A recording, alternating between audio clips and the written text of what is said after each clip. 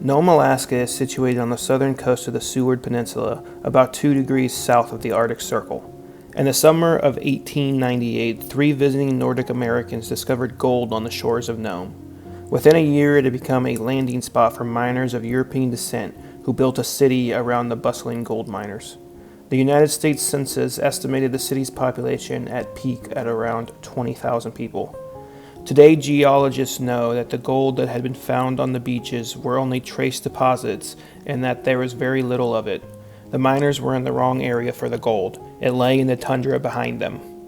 The last straw in the gold rush came in September of 1900 when a strong southern gale brought 70-mile-per-hour winds and a storm battered the coastal city for 3 days. As the storm died down, lines began forming to catch a ride anywhere heading south. The storm ended the gold rush in Nome. Some 5,000 people, mostly miners, decided to stay behind to rebuild the city. The icebound city from November through July means no visitors, no supplies, and no help from arriving ships. The only link to the outside world was the telegraph, or the Iditarod Trail, which ran for 938 miles to the port of Seward in southern Alaska. In late December 1924, Dr. Welch, the town's doctor, had to begin treating a few children for what he first diagnosed as sore throats or tonsillitis. Dr. Welch dismissed diphtheria because there would have been more symptoms in other family members or others around town. He had noticed his batch of diphtheria antitoxin had expired, and he had ordered a new batch, but it had not arrived on the last ship before the port was closed by ice. On December 28th, Welch had received word that one of his patient's conditions had worsened, and she had passed away. Welch had asked the mother if he could perform an autopsy, but she had refused. By the beginning of January 2nd, more native children had reportedly died without being able to perform an autopsy. Welch began to feel the worst. On December 20th, Welch checked in on a 3-year-old who had developed a sore throat, swollen glands, and a fever. The patient now showing new signs of a thick grayish lesions in his throat. Diphtheria is a serious infection caused by a specific bacterium that creates toxin in the human body. If the conditions worsens, the toxins kill healthy tissue in the respiratory system, and dead cells form a gray membrane. The patient is essentially suffocated to death. Knowing this, Welch officially diagnosed the first case of diphtheria the following day when a 7-year-old girl presented the same telltale symptoms of diphtheria. Welch attempted to administer some of the expired antitoxin to see if it might have any effect, but the girl died a few hours later. Dr. Welch convinced the mayor and town council to impose a quarantine. He sent urgent telegrams to the U.S. Public Health Service pleading for a fresh shipment of antitoxin. Despite the quarantine, there were 20 more confirmed cases and at least 50 more at risk by the end of January. The U.S. Public Health Service had located 1.1 million units on the West Coast that would ship from Seattle but would not arrive in Alaska until the end of January. Anchorage had also found 300,000 available units that would ship to Nenana. The only problem would be shipping it to Serum to Nome. Open cockpit airplanes at the time were no match for Alaska's heavy snow and sub-zero temperatures. Travel by sea was not an option with the ice. From Nenana, the only way to transport the serum west to Nome was by men and dogs. The original plan was to send one dog sled team from Nome to meet a dog sled team carrying the serum from Nenana and meet in Nulato. Leonard Supala and his lead dog Togo were chosen for the run to Nulato to Nome. Supala left Nome to a crowd of people watching him leave through the town and cheered. The crowd fell silent as Supala and Togo's outline faded in the distance. On January 27th, Wild Bill Shannon left the train station at 9 p.m. in Nenana. His team was led by a 5-year-old husky called Blackie. The temperature was negative 50 degrees Fahrenheit. Because of horses dragging heavy freight, the trail was so damaged that Shannon made the decision to drive on the frozen river. It was a dangerous choice as the river ice is constantly transforming and ice could also build up on the dogs' paws and grind away their pads. During their time on the ice, Blackie had narrowly veered to the left out of nowhere to avoid a black hole in the ice which had been eaten away from the current under the ice. The other issue that Shannon was having was his body was losing heat faster than he could produce it, so he stopped the sled and walked to the front of his team, and he took off as a jog as Blackie and his team followed him. He would switch off from riding on the sled to jogging in front until he would reach Campbell's Roadhouse in Minto. At 3 a.m., he opened the door with his face half black from frostbite and 4 of his dogs having blood-stained mouths. The temperature read -62 degrees Fahrenheit. For 4 hours, Shannon sat huddled next to the stove and the serum.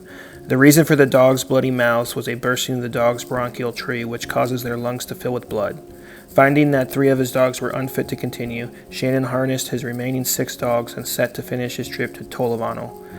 On January 28th at the roadhouse, Edgar Callens waited for Shannon. As he pulled up, the dogs were exhausted and his face was still covered in frostbite. The family owning the roadhouse came out to help and carried the serum inside to warm it up. After allowing the serum to heat up, they attached it to Collins' sled, and he was off with a temp at -56 degrees Fahrenheit. The roadhouse sent word to the governor's office that the serum was off at 11 a.m. Unfortunately, Wild Bill would rest some before returning to Nenana with all of his dogs. 3 out of the 4 injured dogs would later pass away from their injuries. Back in Nome, the situation was worsening. Dr. Welch and his nurses were now monitoring 55 people, according to his medical records, 22 being sick and 33 being monitored as they were in close contact. The governor was being pressured to do something more efficient. Ideas like bringing in an icebreaker from Russia to flying a plane from Seattle were discussed, but ultimately it was decided to send more mushers out to make the relay go faster so that they could travel without stopping for sleep. Collins had completed his 31-mile portion of the relay without major issue, arriving in Manly Hot Springs, the only problem being his hands frozen to the handlebars on the sled. He handed off the serum to Dan Green, who would run his team 28 miles to Fish Lake. At Fish Lake, Green handed it off to Johnny Folger, who traveled 26 miles to Tanana, where he handed off on January 29th to Sam Joseph, who traveled 34 miles to Collins. Joseph handed the serum off to Titus Nicolai, who traveled 24 miles to 9 Mile Cabin, where he handed off to Dave Corning, who traveled 30 miles to Cochrane. He handed off to Harry Pica, who traveled 30 miles to Ruby.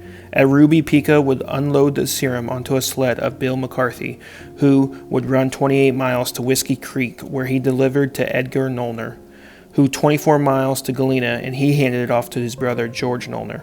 On January 30th at 3 a.m., Nollner arrived at Bishop Mountain after traveling 18 miles. He and Chris Evans carried the serum inside so it could heat up for a couple hours before Evans would resume the relay. At 4:30 a.m. and at -62 degrees Fahrenheit, Evans started his portion of the relay. He ran into issues 10 miles into his relay when he came upon the Kyokuck and Yukon rivers, where it was overflowing onto the trail and creating a dense ice fog. He continued on without getting off his sled, trusting his dogs to lead him through safely. Evans's 2 lead dogs were half bird dog and half husky, more bird dog than husky, with smaller hair. This caused the dogs' legs to turn blue and swollen from the cold. Both dogs would eventually collapse, and Evans had no choice but to put the dogs in the basket of the sled and continue on. He moved to the front of the team, and for the remaining stretch, he helped pull to Nulato. At 10 a.m., he arrived at Nulato, where he grabbed his 2 dogs in the basket and carried them into the house by the stove, where he found both dogs had passed away. A half hour after the arrival of the serum, Tom Patsy secured it to his sled and was off, where he traveled 36 miles to Caltech. In Caltech, the serum was handed off to Jack Screw, who carried it 40 miles to Old Woman Cabin, where he handed it off to Victor Nugik, who traveled 34 miles. He arrived in Unalakleet on January 31st. He handed it off to Miles Gonigan, who traveled 40 miles to Shaktoolik. Miles then had to hand it off to either Henry Ivanoff or Leonard Sapala, but Sapala's location was unknown, so he and Henry had to make the choice on whether to cross the Norton Sound ice to save time or to take the long way around. As Ivanoff took off, Sapala had decided to cross the Norton Sound ice. He was close to Shaktoolik when his dogs had picked up speed, and Sapala thought they had caught the scent of a reindeer. Instead, he saw a team of other Siberian Huskies ahead of him. Ivanov was off his sled, waving his hands frantically. Sapala didn't have time to stop to help Ivanov untangle his own dogs, but as he passed him, he heard Ivanov yelling "Serum," causing Sapala to scream to a stop. He informed Sapala that there had been a change in plans and that the outbreak had worsened. He told him it was his job to get the serum across the Norton Sound onto that roadhouse at Golvin. As Sapala secured the serum to his sled, he could feel the wind getting stronger. While on the ice, Sapala's lead dog Togo had already felt cracks in the ice and veered toward the land trail. He yelled for the dogs to continue on the ice, but Togo had stopped and wasn't moving forward. He dismounted the sled, and when he arrived at the head of the team, he found a channel of water that had opened up. He realized he was on a floe, a floating sheet of sea ice. He got his dogs moving along the channel to see if he could find a crossing, but couldn't find one. The team waited and drifted for 9 hours when he finally could see land. The gap was too large to cross, but he thought if he could get Togo on the other side, he could pull the floe closer. Sapala tied a tow line to Togo's harness and picked him up and hurled him into the channel. Togo seemed to know what to do, as he was able to pull the floe close enough to the land for the remaining team to jump across. Reharnessing Togo to the sled, Sapala could barely see as darkness set in. He knew he was going to have to trust Togo to get him the rest of the way. At 8 p.m., Togo pulled the sled to the bank of Isaac Point. The team had traveled 84 total miles in the day. Sapala unleashed his dogs and fed them. As they curled up to sleep, he moved the Serum inside by the fire, as he could tell it had frozen. On February 1st, Sapala was awoken at 2 a.m. by the roadhouse owner, who said there was a storm coming from the south, and it was time to go. The next part for his team was climbing the summit of Little McKinley. 13 hours after leaving Isaac's Point and 91 miles after picking up the Serum, Sapala's team pulled into Goulven, where they handed the Serum off to Charlie Olson. Olson's team was repeatedly blown off the trail by the storm and sent into nearby drifts. He had to dig them out and untangle his dogs multiple times. At 7 p.m., Olson finally arrived at the bluff, where he warned Sapala's partner, Gunnar Kaysen, to hold off until the storm was over. He waited 2 hours, and with no change in the wind and the temperatures at negative 20 degrees Fahrenheit, he decided to start off. He hooked up his 13 dogs, including his lead dog, Balto. 5 miles into the run, they came upon a ridge where the dogs could not get through. Kaysen went to the front of the team, where he tried to push through chest-high snow. Unable to push through, he turned the team around to go around the ridge. He grabbed Balto's harness, and together they pulled the team around. Balto kept his nose low to the ground, and eventually Kaysen could feel a strong tug from Balto, who had found the scent of the trail. The team crossed the Topcock River, and Kaysen went back in front of the team to help them pull up the Topcock Mountain until they reached the summit, where he jumped back on the sled. In the blinding snow, the team missed the roadhouse at Solomon, so he pushed forward onto port safety. Before reaching there, a gust of wind knocked the sled over. He couldn't see anything, so he crawled around and felt the sled and uprighted it. He patted the sled down, but could feel that the Serum was gone. He dropped to the ground and crawled around on his hands and knees until he felt something. He felt the Serum and put it back on his sled. At 3 a.m., he arrived at the roadhouse, where Ed Rowan had gone to sleep, thinking Kaysen would wait out the storm in Solomon. He knew he could wake Rowan, but it would take time for him to harness his team and get ready. Kaysen decided to continue on the remaining 20 miles to Nome. At 5:30 a.m. on February 2nd, Kaysen could make out the outline of St. Joseph's Church in Nome. Witnesses at the arrival in Nome say Kaysen got off his sled and stumbled up to Balto, where he collapsed, praising the dog. The Serum had reached Nome. Immediately after its arrival, Dr. Welch checked the Serum. It had been frozen solid, but none of the vials had been broken.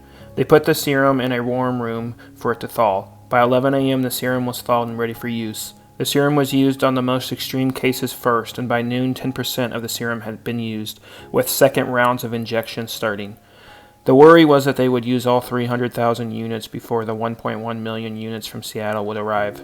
The 1.1 million units of Serum had arrived in Alaska and was shipped by train to Nenana, where it was divided in half on its arrival. Half was taken by dog sled to be relayed across the state by many of the same teams that had done it the week before. Ed Rowan delivered the dog sled half of the Serum to Nome during another blizzard after a 90-mile run on February 15th. The airplane portion had failed to be delivered because the engines of the planes were overheating. Unfortunately, by the time that Sapala and Togo had arrived in Nome after the first relay, the stardom of Balto and Kaysen had already taken off due to newspaper reports.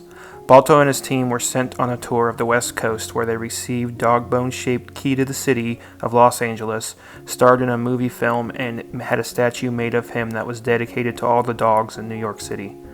The team would eventually be a sideshow in Los Angeles, where they lived in horrible conditions before being bought and sent to Cleveland, where they lived out the rest of their lives happily at the Cleveland Zoo. Balto was euthanized on March 14, 1933, at the age of 14. He was mounted and placed on display in the Cleveland Museum of Natural History. Sapala and his team would also tour the West Coast before heading to New England to run in some dog races. On December 5, 1929, at the age of 16, Togo passed away but Sapala had him preserved and mounted, and today the dog is on display in a glass case at the Iditarod Museum in Alaska.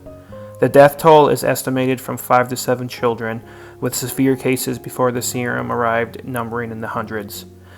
Not all the mushers got the notoriety of Supala and Kaysen, yet it is important to remember all 150 dogs and 20 mushers who risked their lives to help save the small town of Nome by traveling 674 miles in 127 hours and 30 minutes, or 5.5 days. Thanks for watching, everybody.